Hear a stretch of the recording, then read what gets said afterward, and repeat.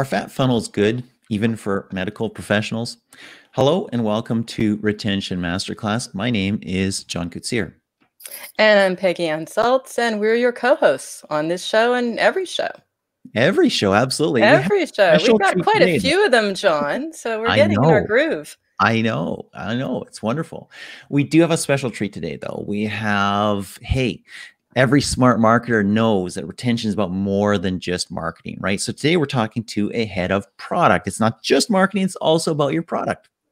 Absolutely. And I have to say, I greet this, right? Because it's as it should be. It's really about product is the new marketing, right? Retention is the new black. These are those sayings out there, John. I'm sure you've heard them. And now we're going to do it. It's the real deal because our guest has a firm grasp of both. Ruth Guthoff-Rechnagel. Yes, I did it. Guten Tag, absolutely. Wow. Head of product at Doctor Care Anywhere, having seen some amazing product expansion, some amazing experiences also, because what wouldn't you want to do in our current times, pandemic times? You know, it's all about Doctor Care Anywhere. We want it, and you have it, Ruth. Excellent. So Ruth is a very special head of product. She's a former founder, which is always great to have entrepreneurial experience. She's also a startup advisor.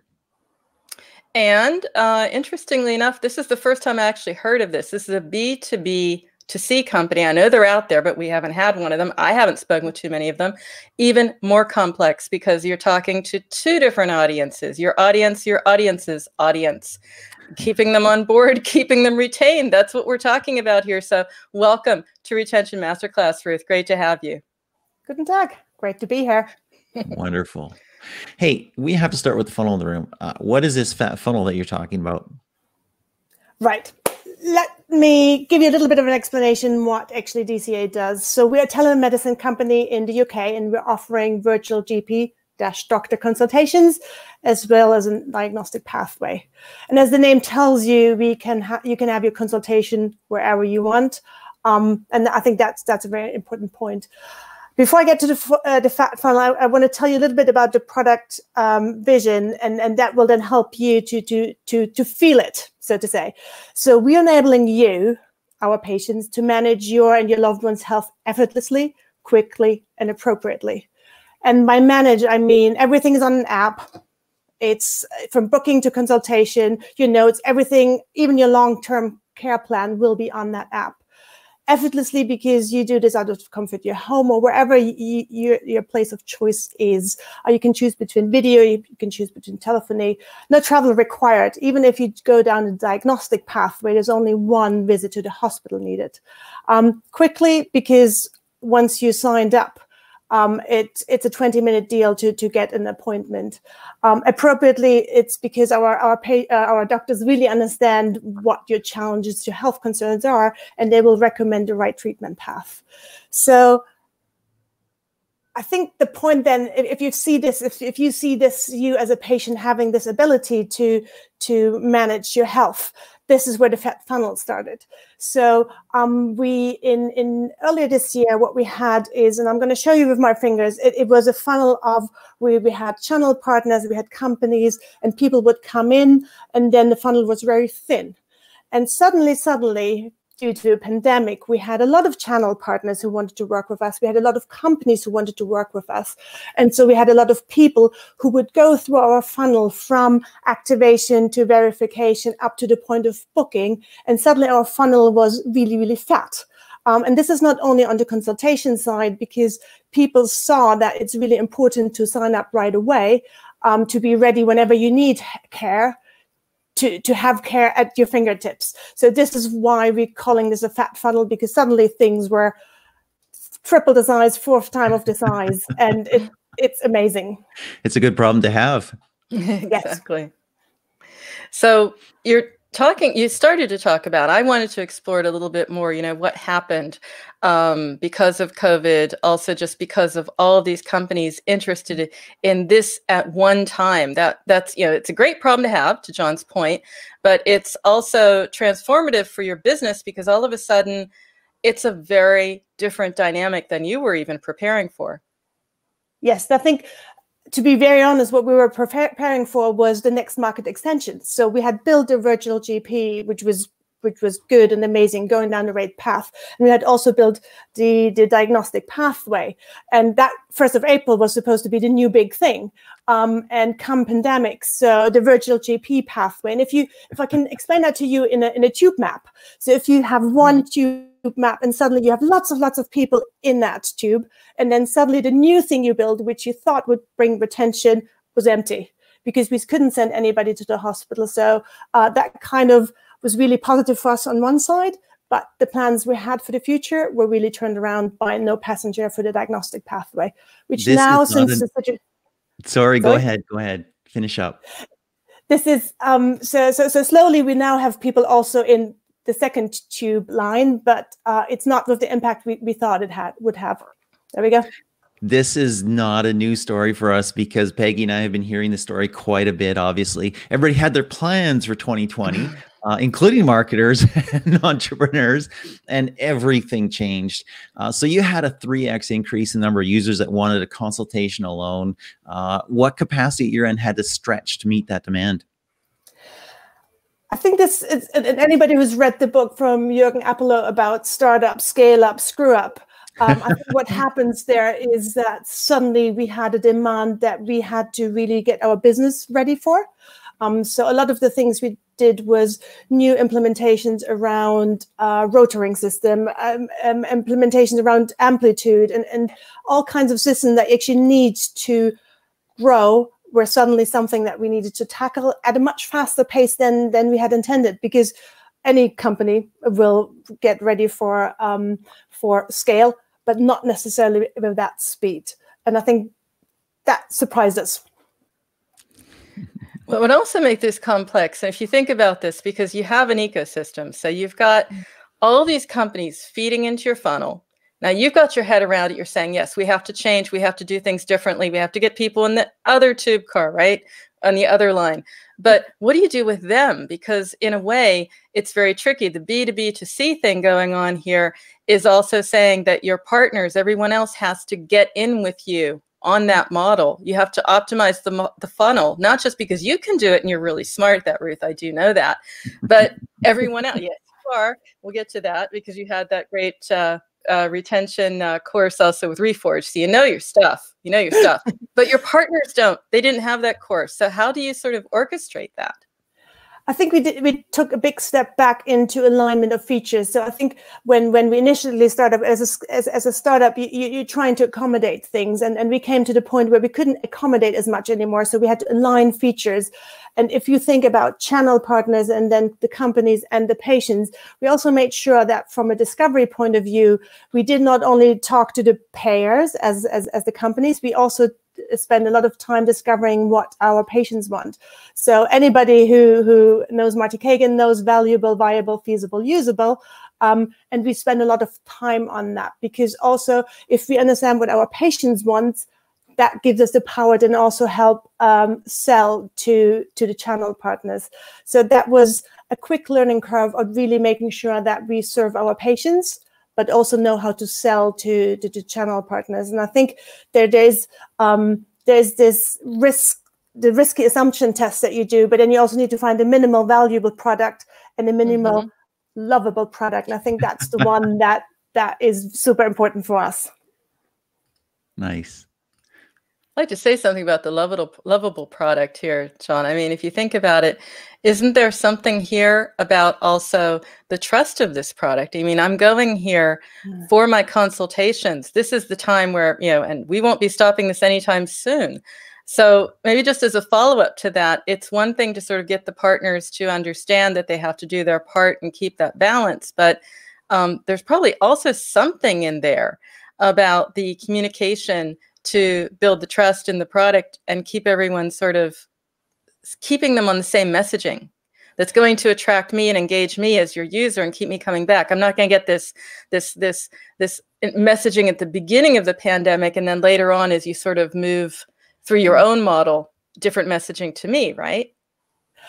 Yes, and I think, and you see this with different companies. So lots of them start with B2C. We were lucky enough to do B2B2C, and lucky enough means you need to work with the channel partners and the companies. But I think at the end of the day, what we're aiming for is that we will, you as a patient, if you're able to manage your health, then we want you there. So if you leave, for example, your company and you don't have that insurance anymore, we want you to be still there, and we want you to have the trust and the positive experience, and at least 2 or 3 aha moments of, yes, they can help me. Anything that's related to health, go to Doctor Care Anywhere. That makes a ton of sense. A question that comes to mind as you're dealing with kind of hyper growth that COVID has brought around is, what metrics are you watching? And how's that changed? Has that changed because of COVID? So no, it doesn't. It hasn't really changed, and then might be surprised. So we still look at activation, we still look at verification. We've implemented now something that is called ready to book, because there's a few items that you need to do before you can book, and that's a new one we added. And then we look at returning patients, but I think it's more that we kind of now try to see how fat we can get and how many we can get through the funnel, rather than looking at new metrics. How's that growth impacting your retention? Is your retention level changing, increasing, decreasing? What would you think? It's a health tech company. What would you think? What would your impression be? I would be for up. I would be for increase. Especially in COVID, I would be for up as well. I would be for increase. I think the challenge you have, if it's with healthcare, you need to have people sick to come back, right? So you would actually assume within the time frame we're looking at, that retention is dropping. I don't have an impression yet how lifetime value will look like, but I've seen that the average of retention is within a month, 30–40% is still retentions. Those are patients coming back, and that's strong. And that number hasn't even changed now that the UK has opened up again. So we'll see once COVID phase 2 is coming in, how that's going to look like. But so far we're going strong, even though we haven't brought in new services yet. But that's the next story, maybe. So still a fairly fat funnel, right? Yeah. We'll say plump. Maybe that's the word for it. Just at the top of my head. I'm just curious, because I was thinking about the balance with your ecosystem, because that's what's challenging here. You know, you're working with different companies, and I'm sure they want fat. They don't want plump. So how are you sort of keeping that balance, that it's not too much overwhelming your model and your strategy, you know, sort of like that balance, if you will, between fat, bloated, plump, all these different adjectives we'll bring into play. But how do you do that? How are you able to keep that balance? So what we're currently doing is we look at the patient's perspective. So we've built the bridge from primary to secondary care. And then the next bridge we're building is from acute care, because right now you would only call us up when you have something urgent happening, is that we're now also building the bridge to long-term care. And then hopefully later then it will also be preventive care, which means then that we go along the health journey, and it starts with you as a baby, because you can be dependent, all the way through, and I don't know where it will be end, but I think that's how we want to tackle it, because it's always about you, enabling you to manage your health, if that makes sense. That makes a ton of sense. Absolutely. So you've had this uber growth, which is always wonderful for a company to have. It's not wonderful to have the circumstances around it, obviously, but you know, that's not going to continue forever. Those huge numbers never continue forever. So you're prepping for that. You're focusing on product. What's your thinking? How are you refining the product to keep that retention and to stay relevant as the fat funnel gets thinner? I think so we have a few products or services now in the pipeline. So one of them is, for example, mental health, because especially in England, there's a lot of understanding around mental health. And that is, like I said earlier, that's one that has long-term care. And that also ties in with other illnesses you might have. And another one is virtual specialists. So we want to offer you more abilities to talk to specialists. And I think even further down the line, it could be that while we're in lockdown, it's all virtual. But when it's then not in lockdown, the same GP can then talk to you face to face. So that's the ideas we currently have. And then we'll need to see which one we're going to use. And we'll talk to our patients for sure to figure out what they need, right? Yes. And of course, all of the thinking behind this, you know, I'm thinking about the what's coming together in product marketing, focus on retention. I said it at the top of the show. You were also in the Reforge course. I remember because you told me about it and got me very excited about it. Even before we had him on the show, I thought we've really nailed it because this is an important course. I'm just curious, what has happened to your thinking? How's it evolved since having that course with Brian Balfour? I think I've even did a double whammer there, because I first took the growth one, and then I realized within the growth class that actually retention is even more important for us. So I then took the retention class. And I think my biggest learning was, and that's one of Brian's saying, growth is good, but retention is forever. And I think this always sticks in my head whenever we build something. I'm already thinking about loops. And one other learning I took away is there's no perfect model, and you will need to keep iterating, and you will need to adjust to kind of be as good as you can be, but there's no perfect model. And I think also one of the benefits from this is there's a community, and you can talk to the community and see what others are thinking. And I think a lot of them are taking the same learning as I do. That is super interesting. And it's also great to be able to ask you this question, because you're not just a growth marketer. You're not just a founder, an entrepreneur. You're also a product person, right? And so as you look at where your path forward lies and you start mapping out product or market expansion, what's that look like for you? How do you structure it to achieve it? I think so. The things we're doing is we're going along a line of what is the next big thing we want to achieve, and there's a combination of, we have a North Star metric. In our case, it's consultations per month. God, I forgot the North Star metric. It's all good. There's a quiz later, Ruth. Somewhere in there. And I think what we also we have OKRs. So we're trying to align them also with the product strategy. So for example, I know already for Q4, a big part of the product strategy will be scalability. So what will then happen, we have the North Star metric, we look into the product strategy, and then we create our OKRs along that line. And that gives us the power to think across the entire business and align the focus. And hopefully that will be very successful, and only the numbers will show. Yeah, very, very interesting. One of the things that Peggy and I always ask about as well is your tech stack, your growth stack. What's that look like for you? What tools do you mostly use?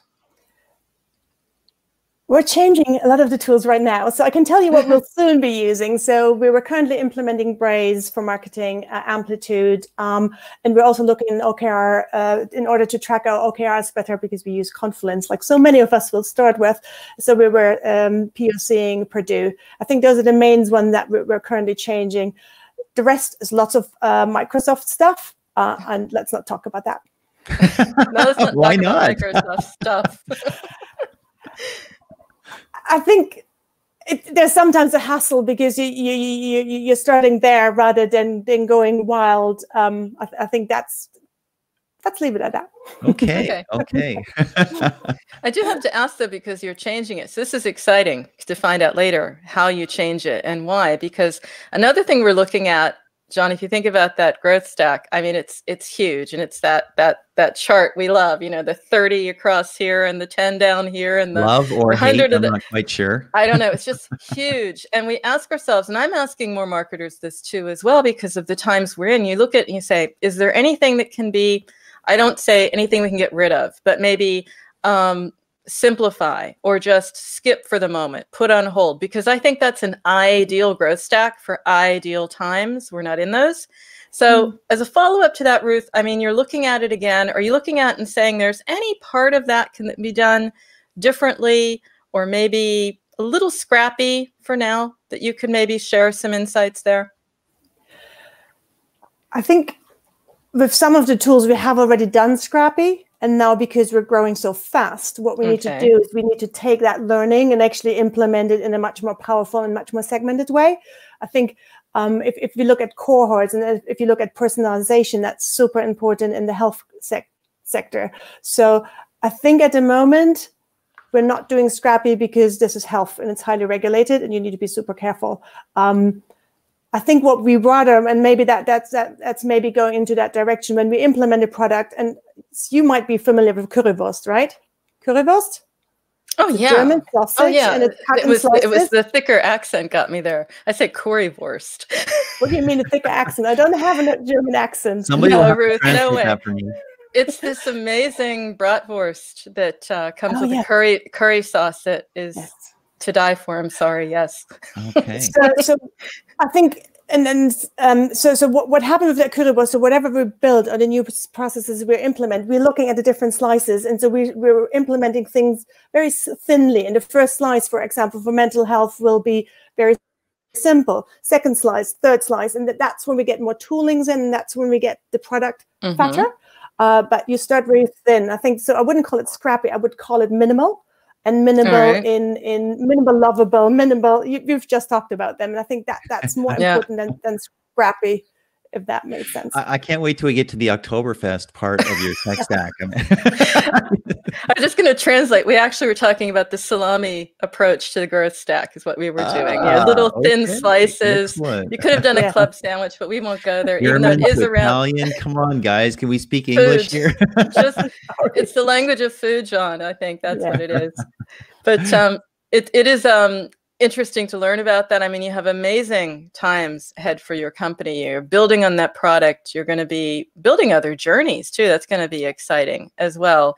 How do you plan to stay on top of this growth? You also have your partners who have their thoughts around what type of business they want to be generating. Keep us all on the same page. That's what you need to do. And also hit some targets at the end of the day, your OKRs. How do you, I want to ask how you're going to do it, because that's a tough one, but maybe you can tell me something about how you plan to approach that. I think once again, it's along the health journey, and because it's around the patient, and that will then enable us to find the right services. And if we then think about fat funnel, we think about currywurst and just the right slices to figure out what our patients want, then we will also be able to sell that to the companies. And I think that's our way forward right now. Excellent. Ruth, this has been amazing. Want to thank you so much for joining us on Retention Masterclass. No worries. Thank you for having me. It's been amazing, Ruth. I have to chime in there because you've given us some great analogies I don't think we'll forget for a while, but also some great lessons and some plain talk, because you have to make some tough choices. Just exciting to have you here, and it'll be great to have you maybe back at some point with a different menu, John, I'll say. We won't go there. Culinary update. Culinary update. Pun intended, but great to have you here. Thanks for sharing. Thank you. Auf Wiedersehen. And for everybody else, whatever platform you're on, hey, like, subscribe, share, comment, or all the above. If you love the podcast, please rate it, review it. That'd be a massive help. And I have to say, John, we can sort of start pre-promoting. We will be going live social soon. I think we need to mention that. We will. Yes, we live will. social is going to be exciting. Live on LinkedIn, Twitter, maybe a few other platforms, possibly YouTube. We'll see how it goes. Yeah. And so every mistake will be highlighted and forever available. And we can do the blooper roll. We can do the roll at the end. Of all the things that we don't do quite right, and more channels to see everyone and connect with everyone. Going to be very exciting. So until next time, on all the different channels, keep well, stay safe. I'm Peggy on Salz here for Retention Masterclass, signing off. And I'm John Koetsier. Have a wonderful day.